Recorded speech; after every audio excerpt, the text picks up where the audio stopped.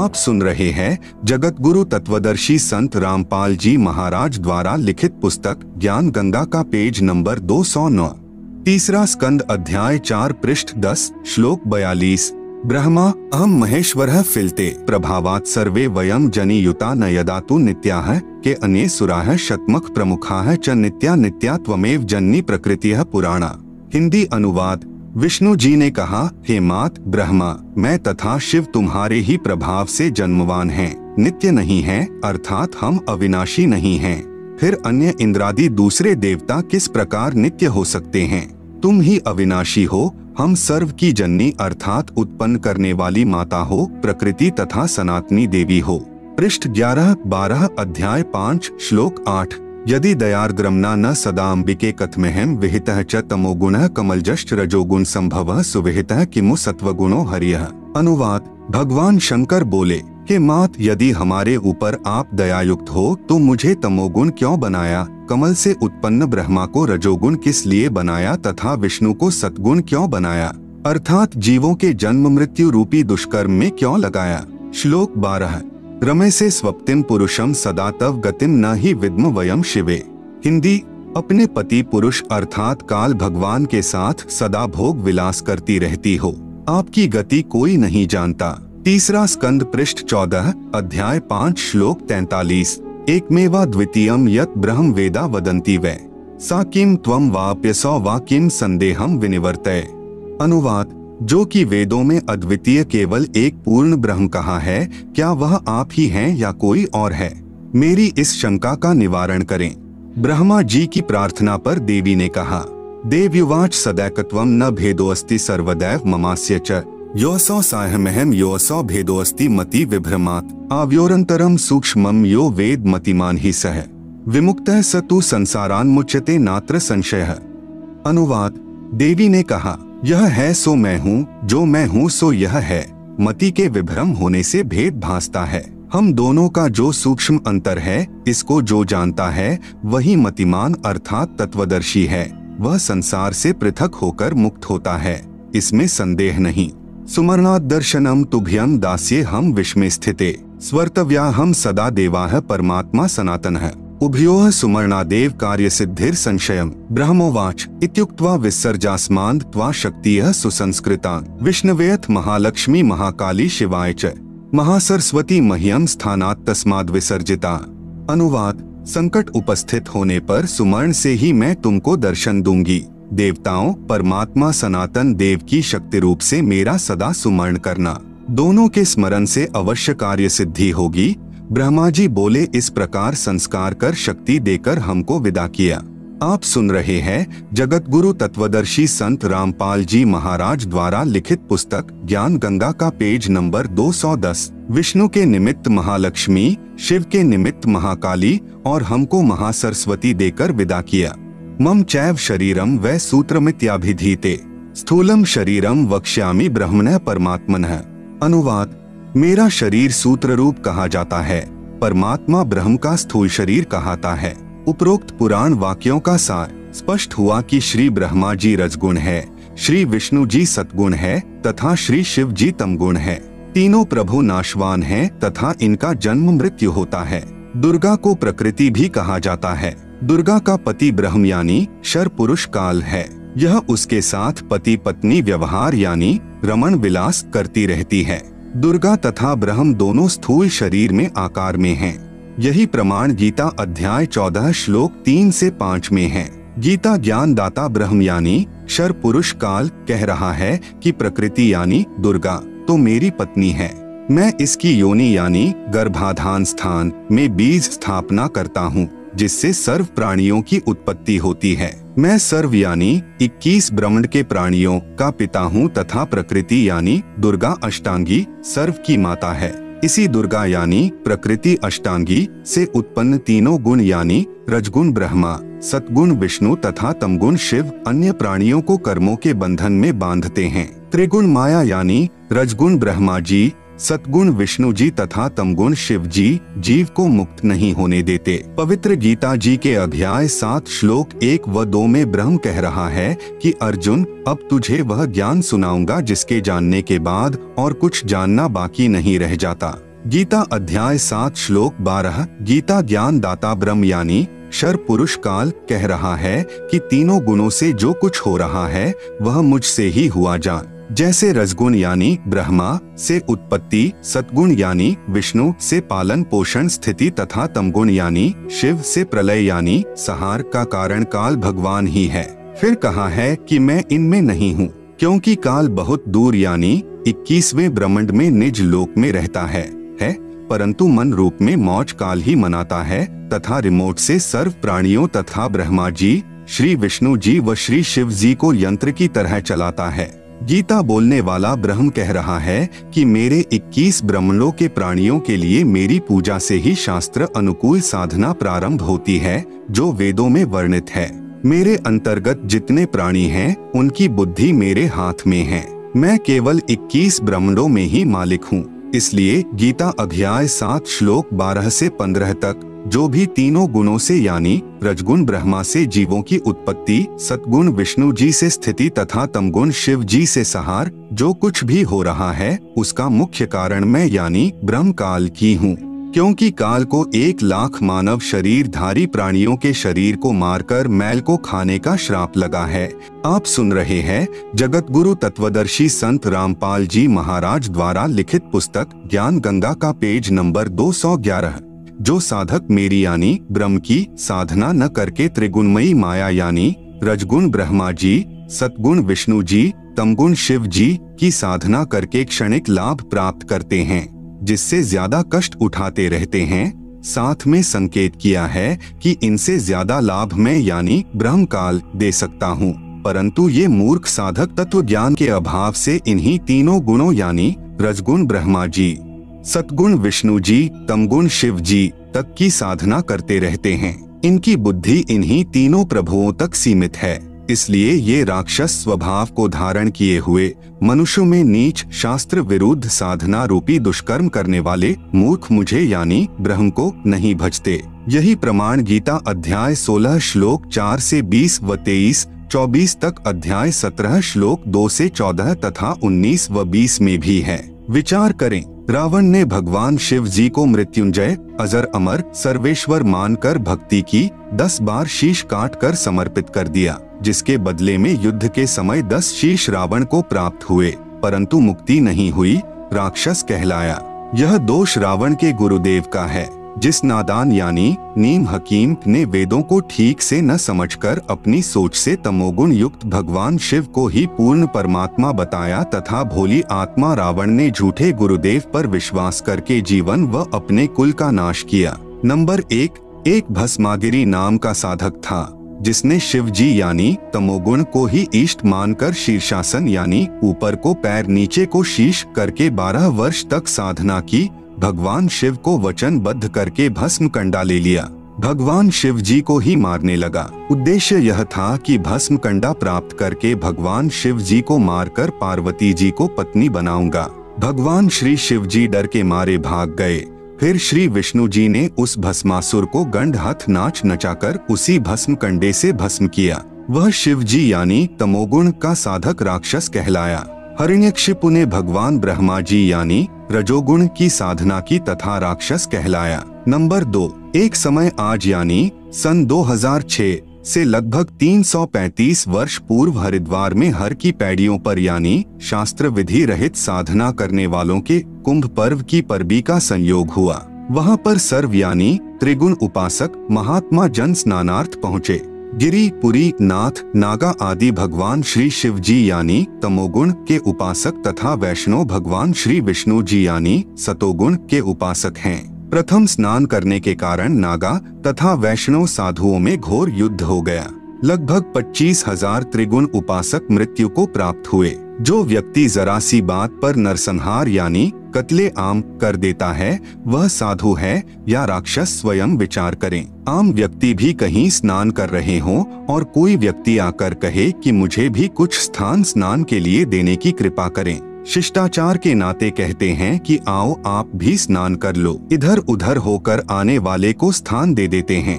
आप सुन रहे हैं जगत गुरु तत्वदर्शी संत रामपाल जी महाराज द्वारा लिखित पुस्तक ज्ञान गंगा का पेज नंबर 212।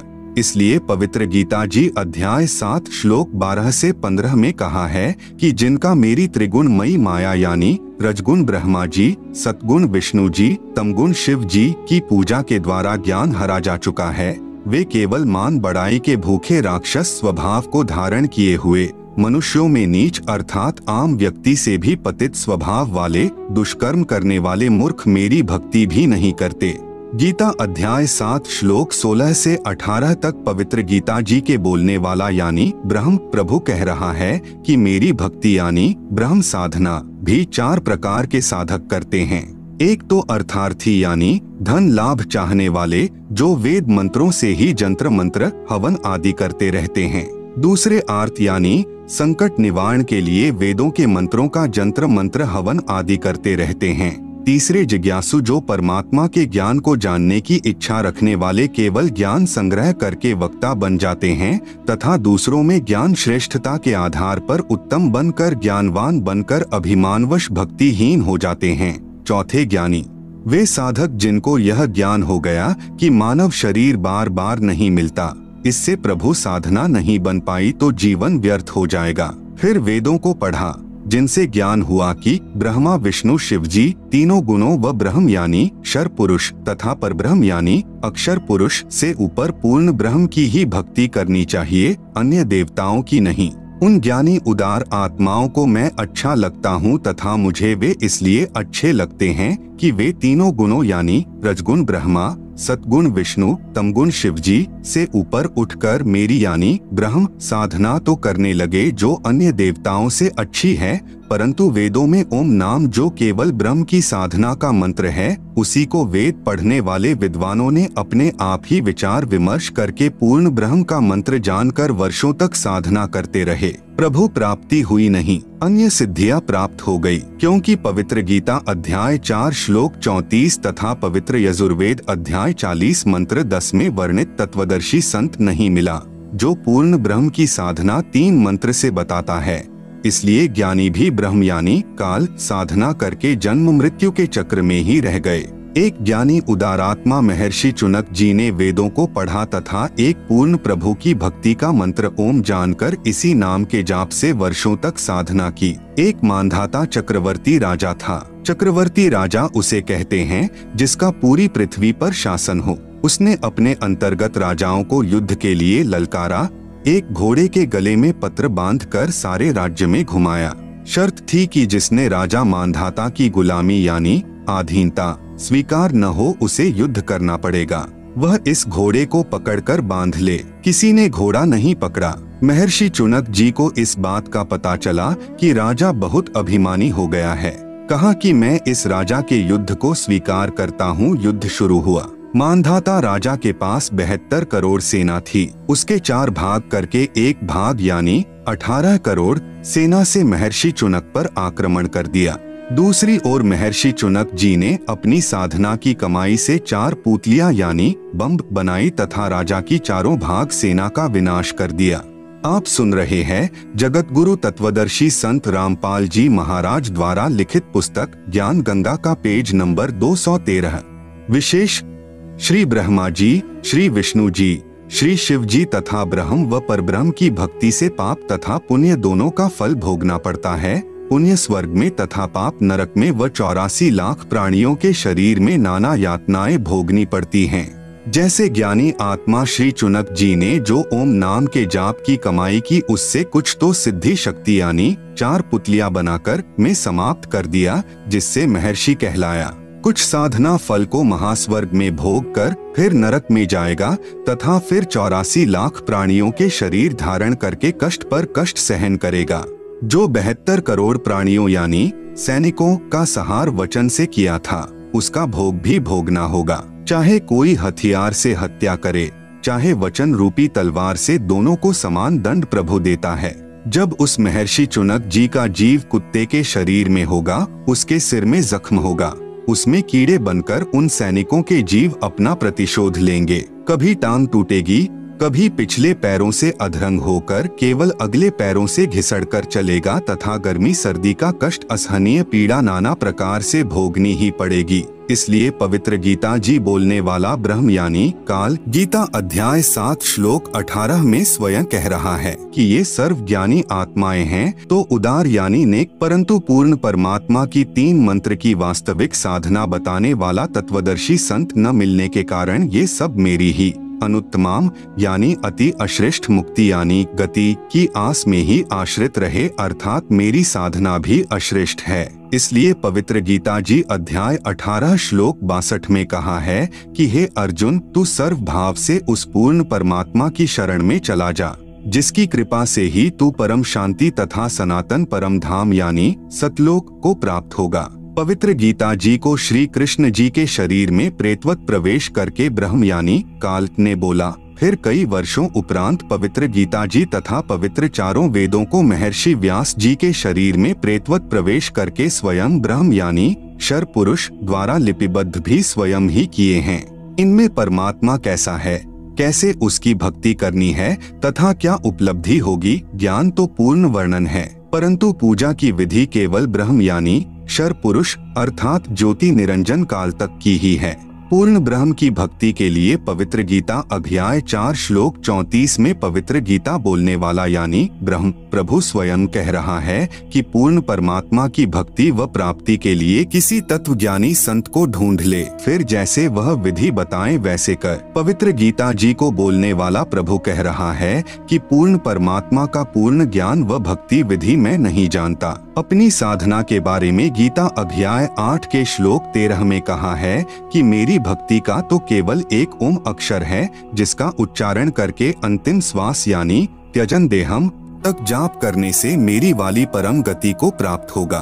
फिर गीता अध्याय 7 श्लोक 18 में कहा है कि जिन प्रभु चाहने वाली आत्माओं को तत्वदर्शी संत नहीं मिला जो पूर्ण ब्रह्म की साधना जानता हो, इसलिए वे उदारात्माएं मेरे वाली अनुत्तमाम यानी अति अनुत्तम परम गति में ही आश्रित हैं। पवित्र गीता जी बोलने वाला प्रभु स्वयं कह रहा है कि मेरी साधना से होने वाली गति अर्थात मुक्ति भी अति अश्रेष्ठ है। आप सुन रहे हैं जगत गुरु तत्वदर्शी संत रामपाल जी महाराज द्वारा लिखित पुस्तक ज्ञान गंगा का पेज नंबर 214। अन्य देवताओं यानी रजगुण ब्रह्मा जी, सतगुण विष्णु जी, तमगुण शिव जी की पूजा अनजान ही करते हैं। अध्याय 7 के श्लोक 20 में कहा है कि जिसका संबंध अध्याय 7 के श्लोक 15 से लगातार है। श्लोक 15 में कहा है कि त्रिगुणमयी माया यानी जो रजगुण ब्रह्मा जी, सतगुण विष्णु जी, तमगुण शिव जी की पूजा तक सीमित हैं तथा इन्हीं से प्राप्त क्षणिक सुख के द्वारा जिनका ज्ञान हरा जा चुका है, ऐसे असुर स्वभाव को धारण किए हुए नीच व्यक्ति दुष्कर्म करने वाले मूर्ख मुझे नहीं भजते। अध्याय 7 के श्लोक 20 में उन भोगों की कामना के कारण जिनका ज्ञान हरा जा चुका है, वे अपने स्वभाव वश प्रेरित होकर अज्ञान अंधकार वाले नियम के आश्रित अन्य देवताओं को पूजते हैं। अध्याय 7 के श्लोक 21 में कहा है कि जो भक्त जिस देवता के स्वरूप को श्रद्धा से पूजना चाहता है, उस भक्त की श्रद्धा को मैं उसी देवता के प्रति स्थिर करता हूँ।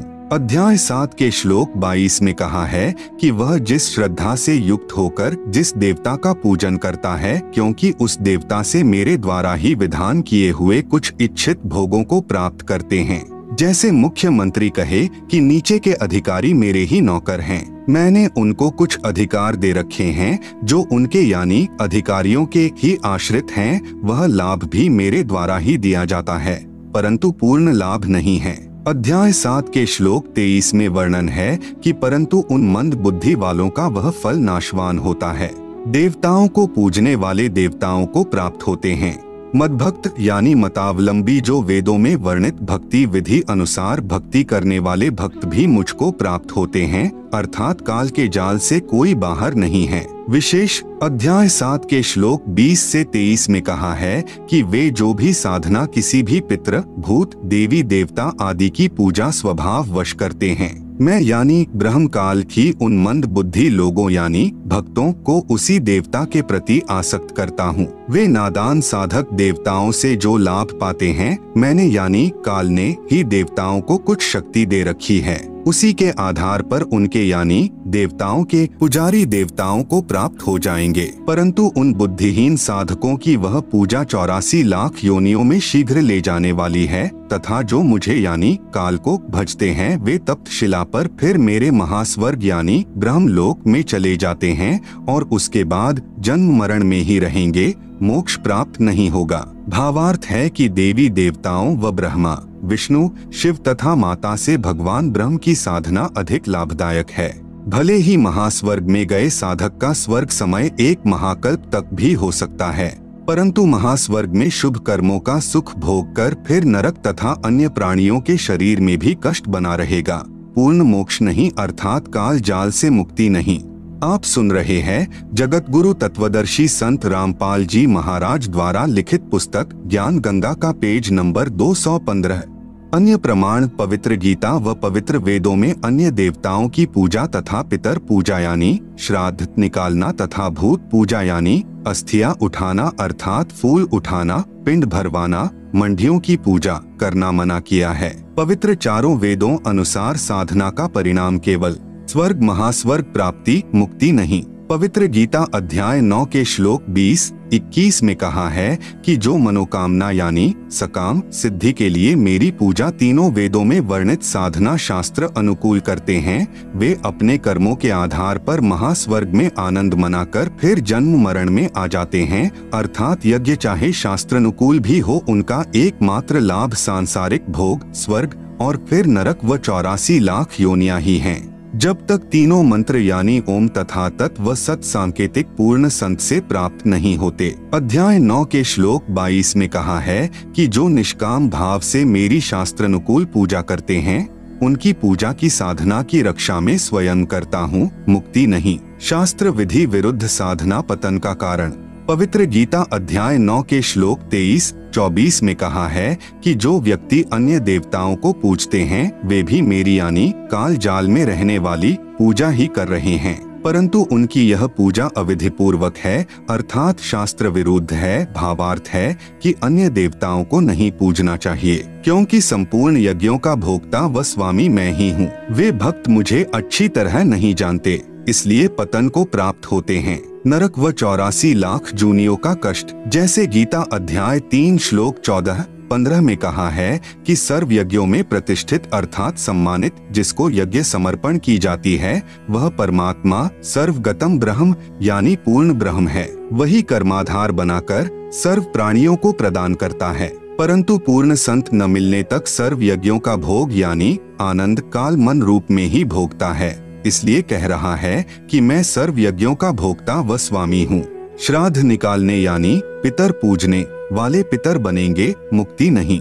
गीता अध्याय 9 के श्लोक 25 में कहा है कि देवताओं को पूजने वाले देवताओं को प्राप्त होते हैं, पितरों को पूजने वाले पितरों को प्राप्त होते हैं, भूतों को पूजने यानी पिंड दान करने वाले भूतों को प्राप्त होते हैं अर्थात भूत बन जाते हैं।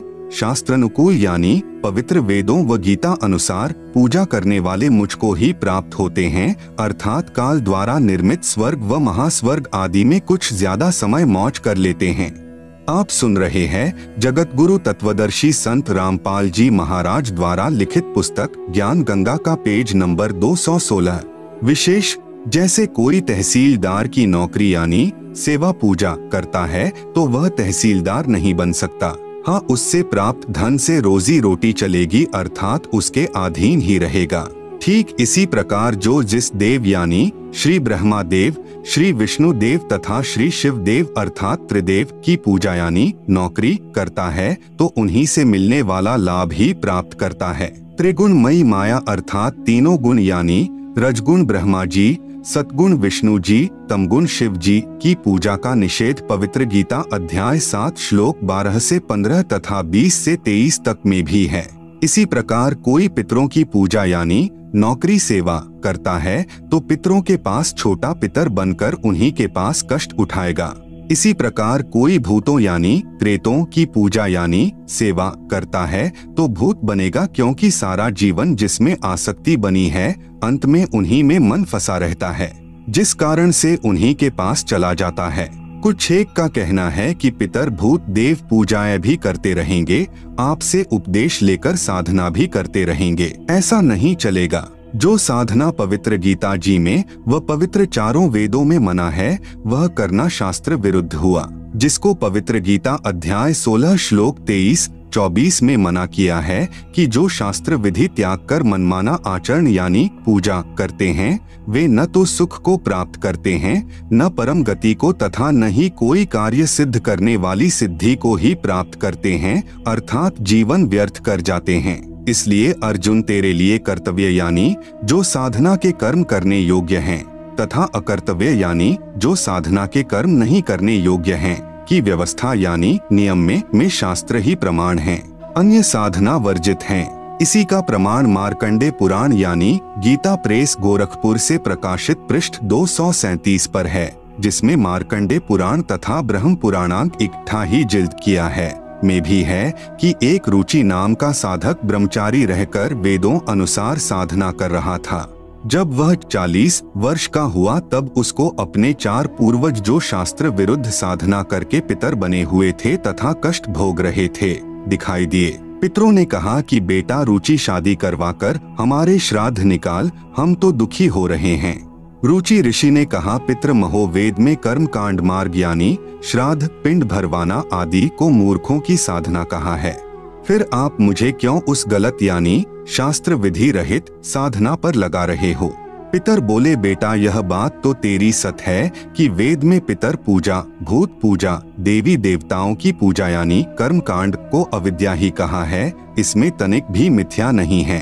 इसी उपरोक्त मार्कंडे पुराण में इसी लेख में पितरों ने कहा कि फिर पितर कुछ तो लाभ देते हैं विशेष, यह अपनी अटकलें पितरों ने लगाई है वह हमने नहीं पालन करना, क्योंकि पुराणों में आदेश किसी ऋषि विशेष का है जो पितर पूजने, भूत या अन्य देव पूजने को कहा है, परंतु वेदों में प्रमाण न होने के कारण प्रभु का आदेश नहीं है। इसलिए किसी संत या ऋषि के कहने से, प्रभु की आज्ञा का उल्लंघन करने से सजा के भागी होंगे। आप सुन रहे हैं जगत गुरु तत्वदर्शी संत रामपाल जी महाराज द्वारा लिखित पुस्तक ज्ञान गंगा का पेज नंबर 217। एक समय एक व्यक्ति की दोस्ती एक पुलिस थानेदार से हो गई। उस व्यक्ति ने अपने दोस्त थानेदार से कहा कि मेरा पड़ोसी मुझे बहुत परेशान करता है। थानेदार यानी SHO ने कहा कि मार लठ, मैं आप निपट लूंगा। थानेदार दोस्त की आज्ञा का पालन करके उस व्यक्ति ने अपने पड़ोसी को लठ मारा।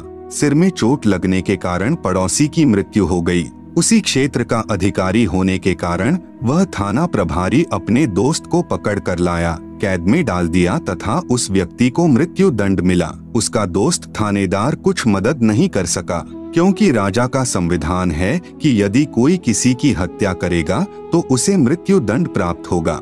उस नादान व्यक्ति ने अपने दोस्त दरोगा की आज्ञा मानकर राजा का संविधान भंग कर दिया, जिससे जीवन से हाथ धो बैठा।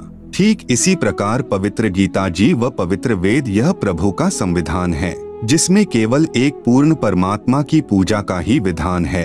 अन्य देवताओं, पितरों, भूतों की पूजा करना मना है। पुराणों में ऋषियों यानी थानेदारों का आदेश है, जिनकी आज्ञा पालन करने से प्रभु का संविधान भंग होने के कारण कष्ट पर कष्ट उठाना पड़ेगा। इसलिए आन उपासना पूर्ण मोक्ष में बाधक है। सत्य कथा। मेरे पूज्य गुरुदेव स्वामी रामदेवानंद जी लगभग 16 वर्ष की आयु में पूर्ण परमात्मा की प्राप्ति के लिए अचानक घर त्याग कर निकल गए। प्रतिदिन पहनने वाले वस्त्रों को अपने ही खेतों के निकट घने जंगल में किसी मृत पशु की अस्थियों के पास डाल गए। शाम को घर न पहुंचने के कारण घर वालों ने जंगल में तलाश की। रात्रि का समय था। कपड़े पहचानकर दुखी मन से पशु की अस्थियों को बच्चे की अस्थियां जानकर उठा लाए तथा यह सोचा कि बच्चा जंगल में चला गया, किसी हिंसक जानवर ने खा लिया। अंतिम संस्कार कर दिया। सर्व क्रियाएं की, 13वीं बरसी आदि की तथा श्राद्ध भी निकालते रहे। लगभग 104 वर्ष की आयु प्राप्त होने के उपरांत स्वामी जी अचानक अपने गांव बड़ा पैंतावास, जिला भिवानी, तहसील चरखी दादरी, हरियाणा में पहुंच गए। स्वामी जी का बचपन का नाम श्री हरिद्वारी जी था तथा पवित्र ब्राह्मण कुल में जन्म था। मुझ दास को पता चला तो मैं भी दर्शनार्थ पहुंच गया। स्वामी जी की भाभी जी जो लगभग 92 वर्ष की आयु की थी, मैंने उस वृद्धा से पूछा कि हमारे गुरुजी के घर त्याग जाने के उपरांत क्या महसूस किया। उस वृद्धा ने बताया कि मेरा विवाह हुआ तब मुझे बताया गया कि इनका एक भाई हरिद्वारी था जो किसी हिंसक जानवर ने जंगल में खा लिया था। उसके श्राद्ध निकाले जा रहे हैं। मुझे भी इनके श्राद्ध निकालने को कहा गया। वृद्धा ने बताया कि 70 श्राद्ध तो मैं अपने हाथों निकाल चुकी हूँ। जब कभी फसल अच्छी नहीं होती या कोई घर का सदस्य बीमार हो जाता तो अपने पुरोहित यानी गुरुजी से कारण पूछते तो वह कहा करता कि हरिद्वारी पितर बना है, वह तुम्हें दुखी कर रहा है। आप सुन रहे हैं जगत गुरु तत्वदर्शी संत रामपाल जी महाराज द्वारा लिखित पुस्तक ज्ञान गंगा का पेज नंबर 218। श्राद्धों के निकालने में कोई अशुद्धि रही है। अब की बार सर्व क्रिया मैं स्वयं अपने हाथों से करूंगा। पहले मुझे समय नहीं मिला था क्योंकि एक ही दिन में कई जगह श्राद्ध क्रियाएं करने जाना पड़ा, इसलिए बच्चे को भेजा था। तब तक कुछ भेंट चढ़ाओ ताकि उसे शांत किया जाए। तब उसे 21 या 51 जो भी कहता था डरते भेंट करते थे। फिर श्राद्धों के समय गुरुजी स्वयं श्राद्ध करते थे। तब मैंने कहा माताजी अब तो छोड़ दो इस गीता जी विरुद्ध साधना को, नहीं तो आप भी प्रेत बनोगी। गीता अध्याय 9 श्लोक 25 सुनाया। तब वह वृद्धा कहने लगी गीता मैं भी पढ़ती हूँ। दास ने कहा आपने पढ़ा है, समझा नहीं, आगे से तो बंद कर दो इस नादान साधना को। वृद्धा ने उत्तर दिया न भाई, कैसे छोड़ दें श्राद्ध निकालना, यह तो सदियों पुरानी लाक यानी परंपरा है। यह दोष भोली आत्माओं का नहीं है, यह दोष मूर्ख गुरुओं यानी नीम हकीमों का है, जिन्होंने अपने पवित्र शास्त्रों को समझे बिना मनमाना आचरण यानी पूजा का मार्ग बता दिया, जिस कारण न तो कोई कार्य सिद्ध होता है, न परम गति तथा न कोई सुख ही प्राप्त होता है। प्रमाण पवित्र गीता अध्याय 16 श्लोक 23-24। अब दास की प्रार्थना है कि शिक्षित वर्ग अवश्य ध्यान दे तथा शास्त्र विधि अनुसार साधना करके पूर्ण परमात्मा के सनातन परमधाम यानी शाश्वतम स्थानम अर्थात सतलोक को प्राप्त करें, जिससे पूर्ण मोक्ष तथा परम शांति प्राप्त होती है। गीता अध्याय 18 श्लोक 62। इसके लिए तत्वदर्शी संत की तलाश करो।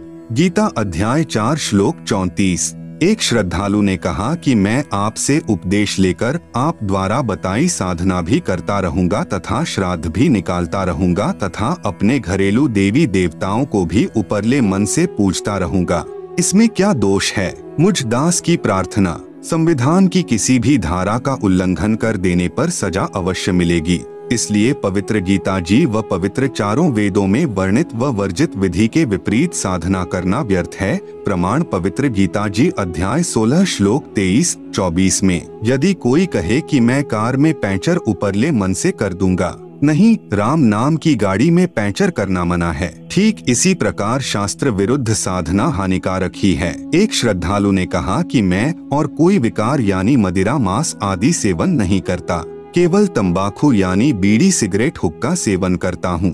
आपके द्वारा बताई पूजा व ज्ञान अति उत्तम है, मैंने गुरु जी भी बनाया है, परंतु यह ज्ञान आज तक किसी संत के पास नहीं है। मैं 25 वर्ष से घूम रहा हूँ तथा 3 गुरुदेव बदल चुका हूँ। कृपया मुझे तंबाकू सेवन की छूट दे दो, शेष सर्व शर्तें मंजूर हैं। तंबाकू से भक्ति में क्या बाधा आती है? दास की प्रार्थना। दास ने प्रार्थना की कि अपने शरीर को ऑक्सीजन की आवश्यकता है। आप सुन रहे हैं जगत गुरु तत्वदर्शी संत रामपाल जी महाराज द्वारा लिखित पुस्तक ज्ञान गंगा का पेज नंबर 219। तंबाकू का धुआं कार्बन डाइऑक्साइड है जो फेफड़ों को कमजोर व रक्त दूषित करता है। मानव शरीर प्रभु प्राप्ति व आत्म कल्याण के लिए ही प्राप्त हुआ है। इसमें परमात्मा पाने का रास्ता सुषुम्ना नाड़ी से प्रारंभ होता है। जो नाक के दोनों छिद्र हैं, उन्हें दाएं को ईड़ा तथा बाएं को पिंगुला कहते हैं। इन दोनों के मध्य में सुषुम्ना नाड़ी है, जिसमें एक छोटी सुई यानी नीडल में धागा पिरोने वाले छिद्र के समान द्वार होता है, जो तंबाकू के धुएं से बंद हो जाता है, जिससे प्रभु प्राप्ति के मार्ग में अवरोध हो जाता है। यदि प्रभु पाने का रास्ता ही बंद हो गया तो मानव शरीर व्यर्थ हुआ। इसलिए प्रभु भक्ति करने वाले साधक को प्रत्येक नशीले व अखाद्य यानी मांस आदि पदार्थों का सर्वदा निषेध है। एक श्रद्धालु ने कहा कि मैं तंबाकू प्रयोग नहीं करता, मांस व मदिरा सेवन जरूर करता हूँ, इससे भक्ति में क्या बाधा है? यह तो खाने पीने के लिए ही बनाई है तथा पेड़ पौधों में भी तो जीव है, वह खाना भी तो मांस भक्षण तुल्य ही है। दास की प्रार्थना, यदि कोई हमारे माता पिता भाई बहन व बच्चों आदि को मारकर खाए तो कैसा लगे।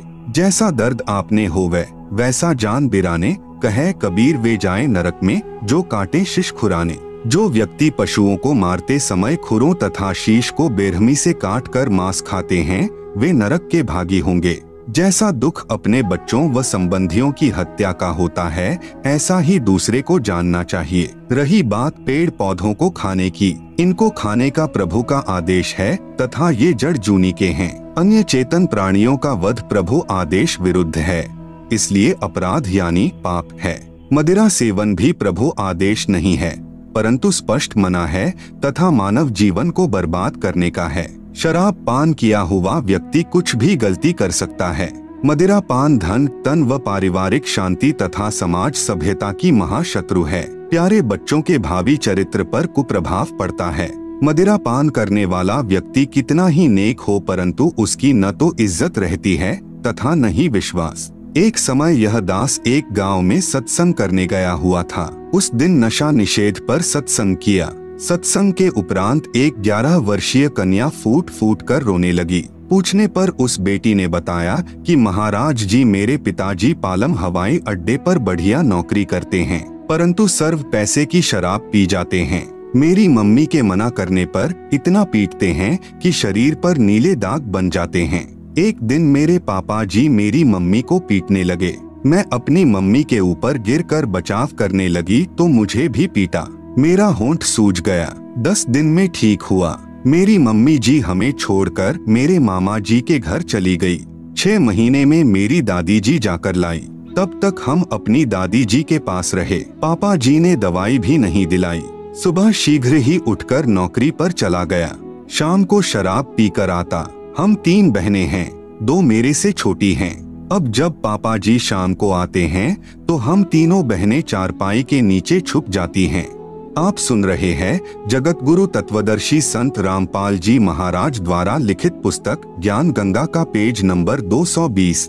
विचार करो पुण्यात्माओं, जिन बच्चों को पिताजी ने सीने से लगाना चाहिए था तथा बच्चे पिताजी के घर आने की राह देखते हैं कि पापा जी घर आएंगे, फल लाएंगे। आज इस मानव समाज की दुश्मन शराब ने क्या घर घाल दिए। शराबी व्यक्ति अपनी तो हानि करता है, साथ में बहुत व्यक्तियों की आत्मा दुखाने का भी पाप सिर पर रखता है। जैसे पत्नी के दुख में उसके माता पिता बहन भाई दुखी, फिर स्वयं के माता पिता भाई बहन दादा दादी आदि परेशान। एक शराबी व्यक्ति आसपास के भद्र व्यक्तियों की अशांति का कारण बनता है, क्योंकि घर में झगड़ा करता है। पत्नी व बच्चों की चिल्लाहट सुनकर पड़ोसी बीच बचाव करें तो शराबी गले पड़ जाएं, नहीं करें तो नेक व्यक्तियों को नींद नहीं आए। इस दास से उपदेश लेने के उपरांत प्रतिदिन शराब पीने वाले लगभग 1 लाख व्यक्तियों ने सर्व नशीले पदार्थ व मांस भक्षण पूर्ण रूप से त्याग दिया है तथा जिस समय शाम को शराब प्रेतनी का नृत्य होता था, अब वे पुण्यात्माएं अपने बच्चों सहित बैठकर संध्या आरती करते हैं। हरियाणा प्रदेश व निकटवर्ती प्रांतों में लगभग 10,000 गांवों व शहरों में आज भी प्रत्येक में 4-5 चैंपियन यानी 1 नंबर के शराबी उदाहरण हैं, जो सर्व विकारों से रहित होकर अपना मानव जीवन सफल कर रहे हैं। कुछ कहते हैं कि हम इतनी नहीं पीते खाते, बस कभी ले लेते हैं। जहर तो थोड़ा ही बुरा है जो भक्ति व मुक्ति में बाधक है। मान लीजिए 2 किलोग्राम घी का हलवा बनाया यानी सतभक्ति की, फिर 250 ग्राम बालूरेत यानी तंबाकू, मांस, मदिरा सेवन व आन उपासना कर ली, भी डाल दिया। वह तो किया कराया व्यर्थ हुआ। इसलिए पूर्ण परमात्मा यानी परम अक्षर ब्रह्म की पूजा पूर्ण संत से प्राप्त करके आजीवन मर्यादा में रहकर करते रहने से ही पूर्ण मोक्ष लाभ होता है। तत्वज्ञान प्राप्ति के पश्चात ही भक्ति प्रारंभ होती है। अध्याय 9 के श्लोक 26, 27, 28 का भाव है कि जो भी आध्यात्मिक या सांसारिक काम करें, सब मेरे मतानुसार वेदों में वर्णित पूजा विधि अनुसार ही कर्म करें। वह उपासक मुझ यानी काल से ही लाभान्वित होता है। इसी का वर्णन इसी अध्याय के श्लोक 20, 21 में किया है। अध्याय 9 के श्लोक 29 में भगवान कहते हैं कि मुझे किसी से द्वेष या प्यार नहीं है। परंतु तुरंत ही कह रहे हैं कि जो मुझे प्रेम से भजते हैं वे मुझे प्यारे हैं तथा मैं उनको प्रिय हूँ, अर्थात मैं उनमें और वे मेरे में हैं। राग व द्वेष का प्रत्यक्ष प्रमाण है। जैसे प्रहलाद विष्णु जी के आश्रित थे तथा हिरण्यकशिपु द्वेष करता था, तब नरसिंह रूप धार कर भगवान ने अपने प्यारे भक्त की रक्षा की तथा राक्षस हिरण्यकशिपु की आंतें निकालकर समाप्त किया। प्रहलाद से प्रेम तथा हिरण्यकशिपु से द्वेष प्रत्यक्ष सिद्ध है। आप सुन रहे हैं जगत गुरु तत्वदर्शी संत रामपाल जी महाराज द्वारा लिखित पुस्तक ज्ञान गंगा का पेज नंबर 221। इसीलिए पवित्र श्रीमद् भगवद गीता अध्याय 2 श्लोक 53 में कहा है कि तत्व ज्ञान हो जाने पर नाना प्रकार के भ्रमित करने वाले वचनों से विचलित हुई तेरी बुद्धि एक पूर्ण परमात्मा में दृढ़ता से स्थिर हो जाएगी। तब तू योगी बनेगा, अर्थात तब तेरी अनन्य मन से निःसंशय होकर एक पूर्ण प्रभु की भक्ति प्रारंभ होगी। पवित्र गीता अध्याय 2 श्लोक 46 में कहा है कि जैसे बहुत बड़े जलाशय यानी जिसका जल 10 वर्ष तक वर्षा न हो तो भी समाप्त न हो के प्राप्त हो जाने के पश्चात छोटा जलाशय यानी जिसका जल 1 वर्ष तक वर्षा न हो तो समाप्त हो जाता है, में जितना प्रयोजन रह जाता है, इसी प्रकार पूर्ण परमात्मा यानी परम अक्षर पुरुष के गुणों का ज्ञान तत्व ज्ञान द्वारा हो जाने पर आपकी आस्था अन्य ज्ञानों में तथा अन्य भगवानों यानी अन्य देवताओं में जैसे ब्रह्मा विष्णु शिव में तथा अक्षर पुरुष अर्थात ब्रह्म में तथा अक्षर पुरुष अर्थात परब्रह्म में उतनी ही रह जाती है।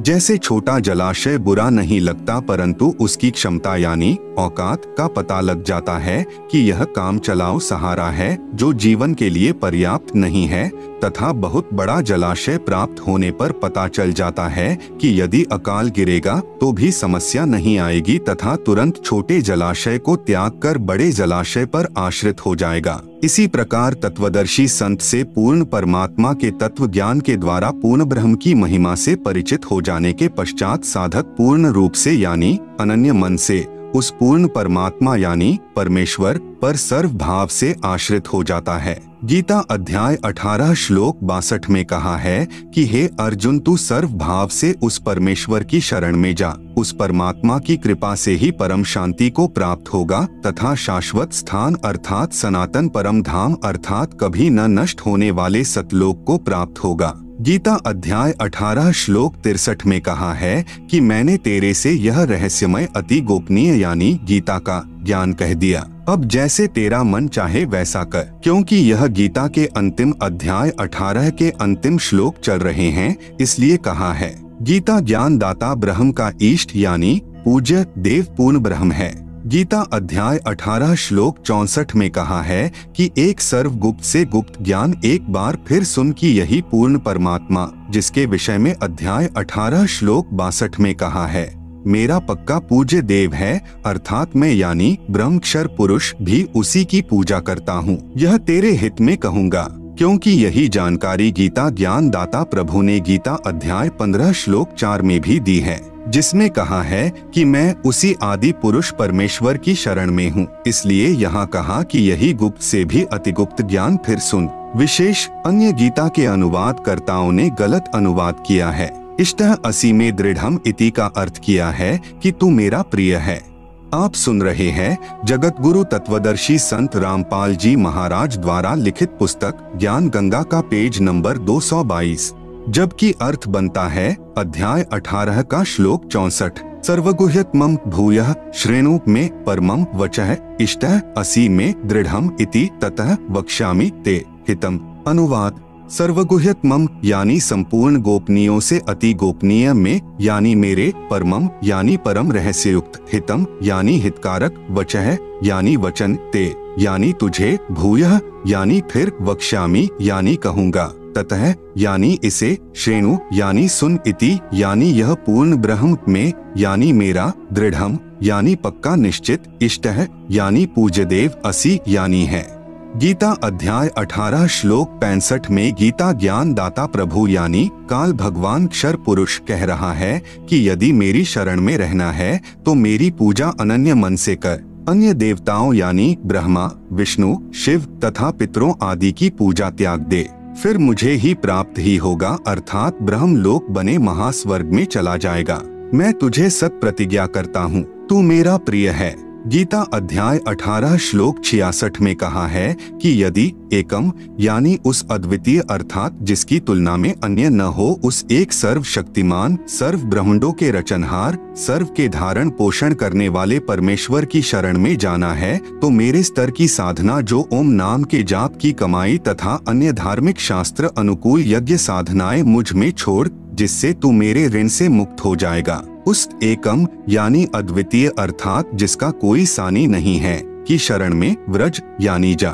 मैं तुझे सर्व पापों यानी काल के ऋणों से मुक्त कर दूंगा, तू चिंता मत कर। विशेष गीता के अन्य अनुवादकर्ताओं ने श्लोक 66 का अनुवाद गलत किया है। व्रज का अर्थ आना किया है, जबकि व्रज का अर्थ जाना होता है। कृपया वास्तविक अनुवाद निम्न पढ़े। अध्याय 18 का श्लोक 66। सर्वधर्मान् परित्यज्य माम एकम शरणम व्रज अहम त्वा सर्वपापेभ्यः मोक्षयिष्यामि मा शुचः। अनुवाद: माम यानी मेरी, सर्वधर्मान यानी संपूर्ण पूजाओं को, परित्यज्य यानी त्याग कर तू केवल, एकम यानी एक उस पूर्ण परमात्मा की, शरणम यानी शरण में, व्रज यानी जा, अहम यानी मैं, त्वा यानी तुझे, सर्वपापेभ्यः यानी संपूर्ण पापों से, मोक्षयिष्यामि यानी छुड़वा दूंगा तू, माँ शुचः यानी शोक मत कर। ब्रह्म का साधक ब्रह्म को तथा पूर्ण ब्रह्म का साधक पूर्ण ब्रह्म को ही प्राप्त होता है। गीता अध्याय 8 श्लोक 5 से 10 व 13 तथा गीता अध्याय 17 श्लोक 23 में निर्णायक ज्ञान है। गीता अध्याय 8 श्लोक 13 में कहा है कि मुझ ब्रह्म की साधना का तो केवल एक ओम अक्षर है जो उच्चारण करके जाप करने का है। जो साधक अंतिम श्वास तक जाप करता है वह मेरी परम गति को प्राप्त करता है। अपनी परम गति को गीता ज्ञान दाता प्रभु ने अध्याय 7 श्लोक 18 में अति अनुत्तम अर्थात अति घटिया कहा है। आप सुन रहे हैं जगत गुरु तत्वदर्शी संत रामपाल जी महाराज द्वारा लिखित पुस्तक ज्ञान गंगा का पेज नंबर 223। गीता अध्याय 17 श्लोक 23 में कहा है कि पूर्ण परमात्मा की प्राप्ति का केवल 3 मंत्र ओम तत्सत के जाप का ही निर्देश है। जिसमें ओम जाप ब्रह्म का है, तत् यह सांकेतिक है जो परब्रह्म का जाप है, तथा सत यह भी सांकेतिक है जो पूर्ण ब्रह्म का जाप है। उस पूर्ण परमात्मा के तत्व ज्ञान को तत्वदर्शी संत ही जानता है, उससे प्राप्त कर। मैं यानी गीता ज्ञान दाता अक्षर पुरुष नहीं जानता। गीता अध्याय 8 श्लोक 6 में कहा है कि यह विधान है कि अंत समय में साधक जिस भी प्रभु का नाम जाप करता हुआ शरीर त्याग कर जाता है उसी को प्राप्त होता है। गीता अध्याय 8 श्लोक 5 से 7 में कहा है कि जो अंत समय में मेरा स्मरण करता हुआ शरीर त्याग कर जाता है वह मेरे यानी ब्रह्म के भाव में भावित रहता है। फिर कभी मनुष्य जन्म होता है तो वह साधक अपनी साधना ब्रह्म से ही प्रारंभ करता है, उसका स्वभाव वैसा ही हो जाता है। इसी का प्रमाण गीता अध्याय 16-17 में भी है कि जो साधक पूर्व जन्म में जैसी भी साधना करके आया है अगले जन्म में भी स्वभाववश वैसी ही साधना करता है। गीता अध्याय 8 श्लोक 7 में कहा है कि सब समय में मेरा स्मरण कर तथा युद्ध भी कर, निसंदेह मुझको ही प्राप्त होगा।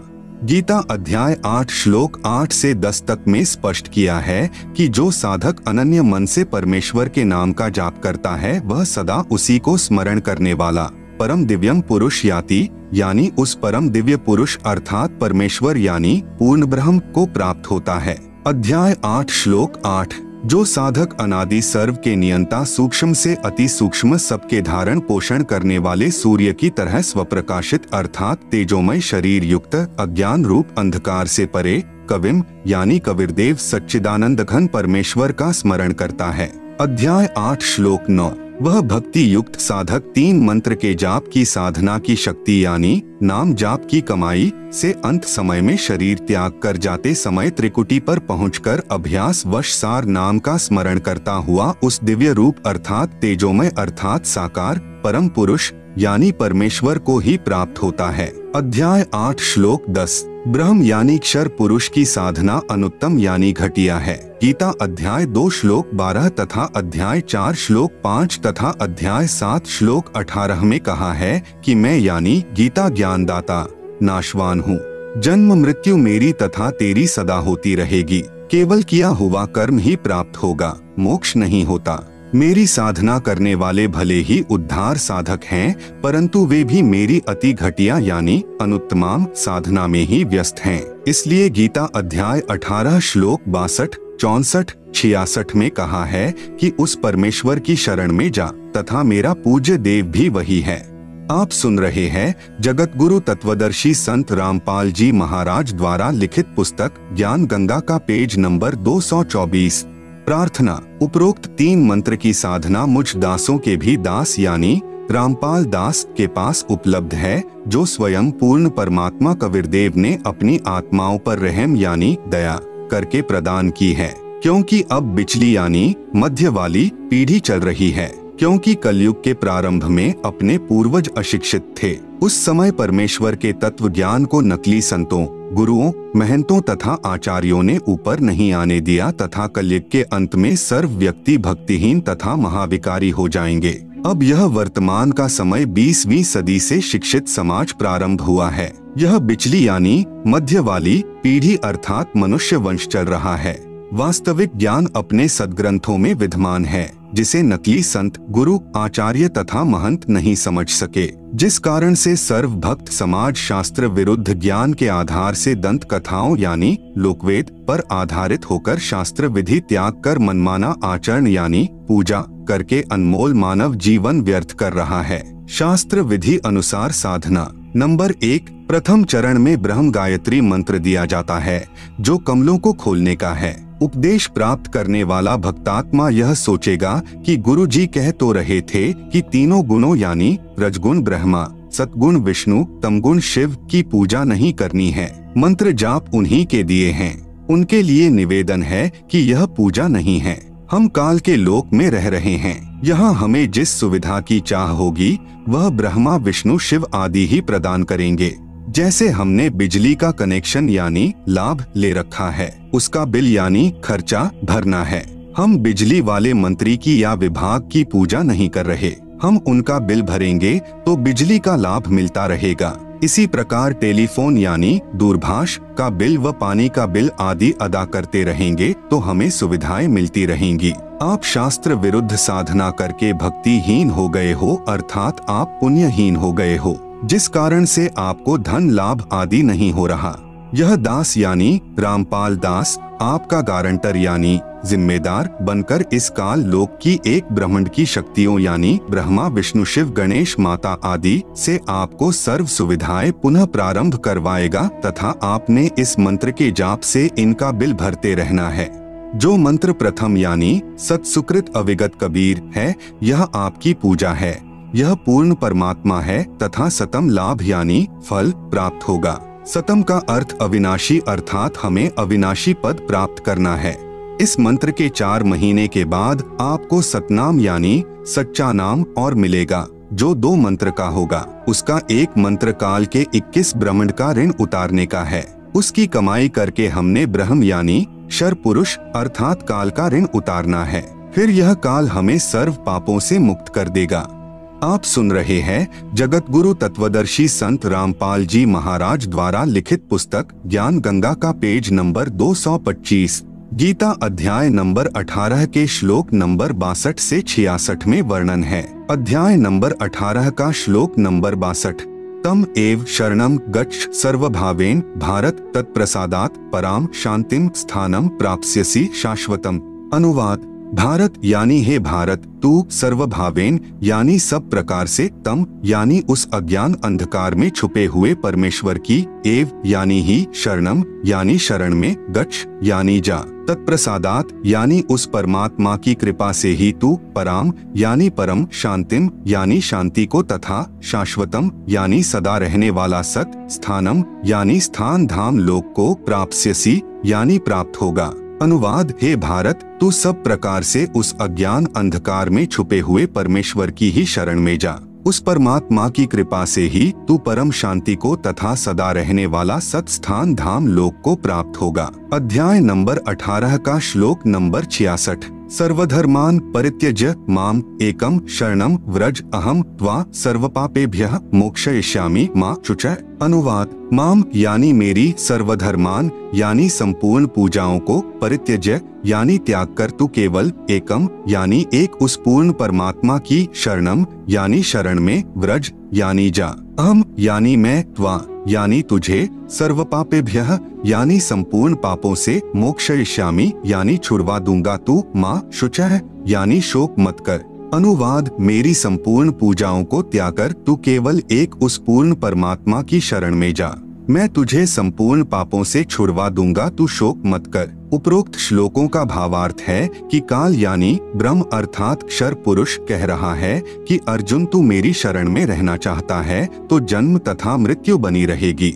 यदि परम शांति तथा सतलोक जाना चाहता है तो उस पूर्ण परमात्मा की शरण में चला जा। उसके लिए मेरी सर्व धार्मिक पूजाएं अर्थात सतनाम के प्रथम मंत्र के जाप की कमाई मुझ में छोड़कर फिर सर्वभाव से उस एक यानी सर्वशक्तिमान अर्थात जिसके बराबर दूसरा न हो उस अद्वितीय परमेश्वर की शरण में चला जा, फिर मैं तुझे सर्व पापों यानी ऋणों से मुक्त कर दूंगा।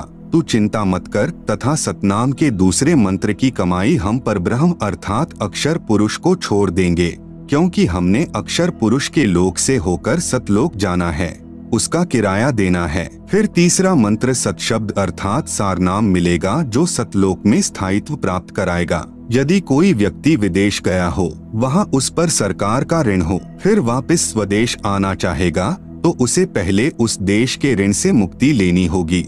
फिर नो ड्यू सर्टिफिकेट यानी ऋण मुक्त प्रमाण पत्र प्राप्त करना होगा, तब उसका वापस आने का पासपोर्ट बनेगा, नहीं तो उसे वापस नहीं आने दिया जाएगा। इसी प्रकार आप इस काल के लोक में शास्त्र विरुद्ध साधना करके भक्तिहीन होकर ऋणी हो गए हो, पहले आपको साहूकार बनाया जाएगा। उसके लिए कबीरदेव यानी कबीर साहेब या कबीर साहेब ने मुझ दास यानी संत रामपाल दास को अपना प्रतिनिधि यानी रिप्रेजेंटेटिव बनाकर भेजा है। उस परमेश्वर की तरफ से यह दास आपका गारंटर यानी जिम्मेवार बनेगा तथा ब्रह्मा, विष्णु, शिव आदि शक्तियों से आपके पुनः कनेक्शन यानी संपर्क का लाभ को प्रारंभ करवाएगा। आप सुन रहे हैं जगत गुरु तत्वदर्शी संत रामपाल जी महाराज द्वारा लिखित पुस्तक ज्ञान गंगा का पेज नंबर 226, जो आपने इनके मंत्र की कमाई करके किश्तों में बिल भरना है। जब तक आप यहाँ से मुक्त नहीं होते तब तक आपको सर्व भौतिक सुविधाएं जोर शोर से मिलती रहेंगी तथा आप पुण्यदान आदि करके अधिक भक्ति धनी बन सकोगे। दूसरे शब्दों में जैसे हमारे शरीर में कमल बने हैं, जब हम शरीर त्याग कर परमात्मा के पास जाएंगे तो हमें इन कमलों में से होकर जाना है।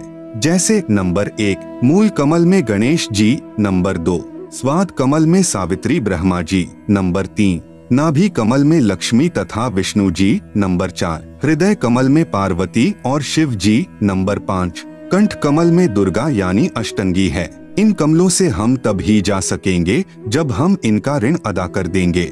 प्रथम उपदेश से आपके सर्व कमल खिल जाएंगे अर्थात आप ऋण मुक्त हो जाओगे। जब आप अंत समय में शरीर छोड़कर चलोगे तो आपका रास्ता साफ मिलेगा अर्थात आपके सर्व ऋण मुक्त प्रमाण पत्र तैयार मिलेगा। परंतु हमने पूजा अपने मूल मालिक कबीरदेव यानी कबीर साहेब की करनी है। जैसे पतिव्रता पत्नी पूजा तो अपने पति की करती है, परंतु यथोचित आदर सबका करती है। जैसे देवर को पुत्रवत तथा जेठ को बड़े भाई की तरह तथा सास व ससुर को माता पिता की तरह, परंतु जो भाव अपने पति में होता है वह अन्य में नहीं हो सकता। ठीक इसी प्रकार कबीर परमेश्वर के भक्त को अपनी भक्ति सफल करनी है, इसलिए किसी अनजान के बहकावे में मत आना। पूर्ण विश्वास के साथ इस दास के द्वारा बताए भक्ति मार्ग पर लगे रहना। यह भक्ति सर्व शास्त्रों के आधार पर है। नंबर 2 दूसरे चरण में सतनाम प्रदान किया जाता है, जो 2 मंत्र का है।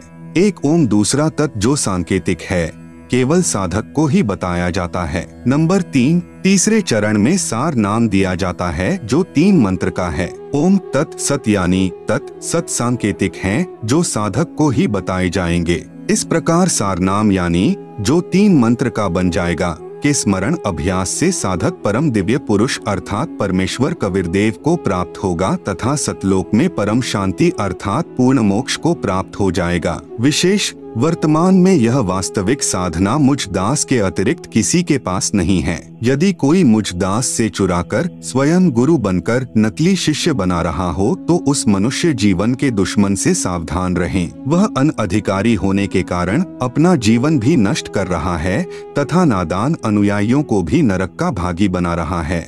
उसे काल का भेजा दूत जाने। शंका समाधान। नंबर 1, प्रश्न उपरोक्त गीता सार से तो सिद्ध होता है कि ब्रह्मा जी, विष्णु जी तथा शिव जी की पूजा व्यर्थ है, परंतु मैं तो 30 वर्ष से श्री शिव जी की पूजा कर रहा हूँ तथा भगवान श्री कृष्ण जी मेरे बहुत प्रिय हैं। मैं इन प्रभुओं को नहीं छोड़ सकता, मेरा इनसे विशेष लगाव हो चुका है। श्री गीता जी का नित्य पाठ करता हूँ।